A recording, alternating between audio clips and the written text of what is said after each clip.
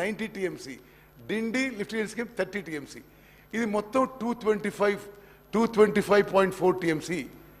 Speaker sir, through you, I would like to inform all the honorable members, including TRSs, the earlier TRS government did not.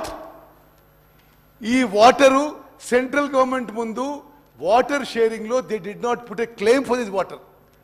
అప్పటి వరకు ఇవి ఇప్పుడు SLBC నిర్మాణం మొదలైంది, కల్వకుర్తి మొదలైంది, నెట్టంపాడు మొదలైంది, పాలమూరు రంగారెడ్డి జియో ఇష్యూ అయింది, డిండి నిర్మాణం మొదలైంది. సరే, డెఫినెట్లీ మీరు యూఆర్ వెల్కమ్. ఓకే, మీరు ఈ 225 టీఎంసీకి వాటర్ క్లెయిమ్ చేయలేదు, మీరు ఓన్లీ 299 టీఎంసీ క్లెయిమ్ చేసిండ్రు. డెఫినెట్లీ పర్టికులర్లీ ఇప్పుడు పాలమూరు రంగారెడ్డి ఉంది. అసలు మరి మీ నాయకుడు ఎన్నిసార్లు మాట్లాడాడండి? పాలమూరు రంగారెడ్డి లెక్కలు చెప్తే అసలు ఆశ్చర్యపోతారు మీరు. ఈ రోజు వరకు పాలమూరు రంగారెడ్డి స్కీమ్కి ముందు 2 టీఎంసీ అని జియో ఇచ్చి ఆ తర్వాత మెమోరాండంతో 1 టీఎంసీ చేసిండ్రు. 27,560 కోట్లు ఖర్చు పెట్టి ఇక్కడి వరకు ఒక్క ఎకరం కూడా కొత్త ఆయకట్టు క్రియేట్ చేయలేదు. మరి కృష్ణా నదీ జలాలు ఉపయోగంపై మీరు నల్గొండలో సభ పెట్టుకున్నా, ఎక్కడ సభ పెట్టుకున్నా ఏం ప్రయోజనం? మీరు అసలు ప్రజలకు ఏం చెప్పదలుచుకున్నారు మీరు? ఇప్పుడు సరే, ఇది యావత్ తెలంగాణ ప్రజలకు తెలాలే.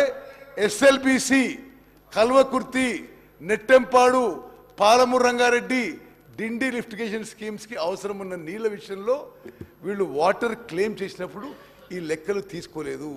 Okay, next. ఇప్పుడు వారు కూడా ఇరిగేషన్ మినిస్టర్ ఉన్నాడు. గతంలో కూడా కొన్ని, ఫస్ట్ ఏమో ఎగ్జిస్టింగ్ ప్రాజెక్ట్స్, సెకండ్ ఏమో ఆన్ గోయింగ్ ప్రాజెక్ట్స్, థర్డ్ ఏమో contemplated projects for future. Contemplated projects కూడా ఇరిగేషన్ డిపార్ట్మెంట్లో ఉన్న ప్లాన్స్ ప్రకారం మరో 206 టీఎంసీ అవసరం ఉంది.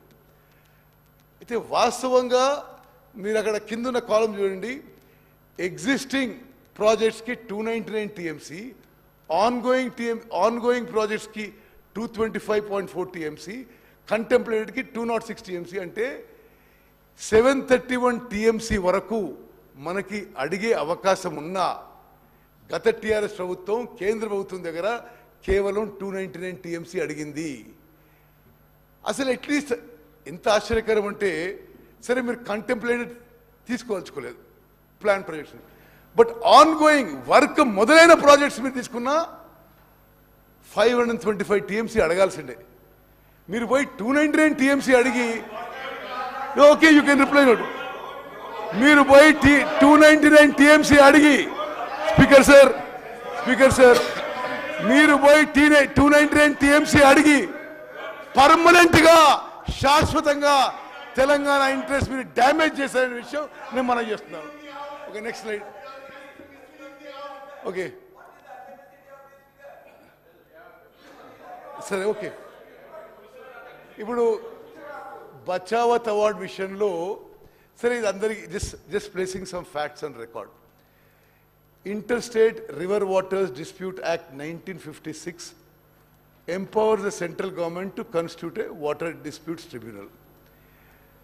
This Bachawat tribunal gave its report in 1973 and further report in 1976.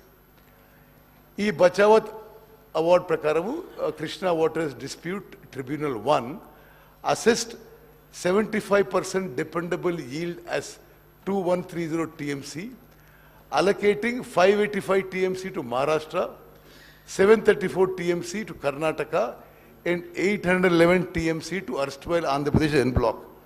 Speaker sir, గౌరవ సభ్యులందరికీ ఒక విషయం నేను చెప్పదలుచుకున్నా. ఉమ్మడి ఆంధ్రప్రదేశ్ రాష్ట్రంలో ఈ 811 TMC is allocated en block. It is there in the Bachawat award. It is not a project specific allocation.